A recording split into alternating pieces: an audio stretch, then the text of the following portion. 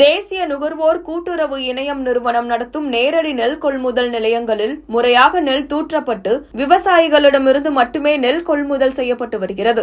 இடைத்தரகர்களை அனுமதிப்பது கிடையாது என்றும், கொள்முதல் செய்யும் நெல்லுக்கு தொகை பிடித்தம் இல்லாமல் முழுமையாக விவசாயிகளின் வங்கிக் கணக்கில் வரவு வைக்கப்பட்டு வருகிறது என தமிழ்நாடு நுகர்பொருள் வாணிப கழக மாவட்ட கண்காணிப்பு குழு தலைவர் ராஜ்குமார் விளக்கம் அளித்துள்ளார். இதுகுறித்து பேசிய அவர், நேரடி நெல் கொள்முதல் நிலையம் பாராசூர், திருவண்ணாமலை மாவட்டம். தமிழ்நாடு நுகர்பொருள் வாணிப கழகம் விவசாயிகளிடமிருந்து நெல் கொள்முதல் செய்து வருகிறது. இந்த நெல் கொள்முதல் டிஎன்சிசியை போல என்சிசிஎஃப்பும் ஒரு அங்கமாக திகழ்ந்து விவசாயிகளிடம் நேரடியாக நெல் கொள்முதல் செய்து வருகிறது.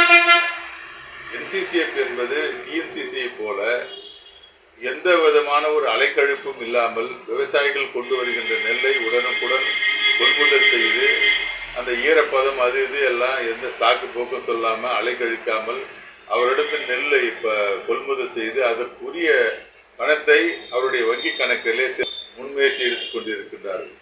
நாங்கள் கோருவது என்சிசிஎஃப்பிடம் உடனுக்குடன் விவசாயிகளுக்கு கொள்முதல் செய்யப்பட்ட நெல்லுக்கு உரிய பணத்தை அந்தந்த விவசாயிகளுடைய வங்கி கணக்கில் சேருவதற்கு நீங்கள் முன்முயற்சி எடுக்கணும். அது குறிப்பாக ஒரு 10 நாட்களுக்குள் அவர்களுக்கு போய் சேரும் வகையில் என்சிசிஎஃப் நிறுவனம் முயற்சிகளை மேற்கொள்ள வேண்டும் என்ற நேரத்தில் கேட்டுக்கொள்கிறோம். அதே போல என்சிசிஎஃப் என்பது ஒரு தேசிய தனியார் நிறுவனம் மட்டுமல்ல. இது இந்திய அரசின் அங்கீகரிக்கப்பட்ட ஒரு நிறுவனமாக இருக்கிறது, ஒரு part of the central government.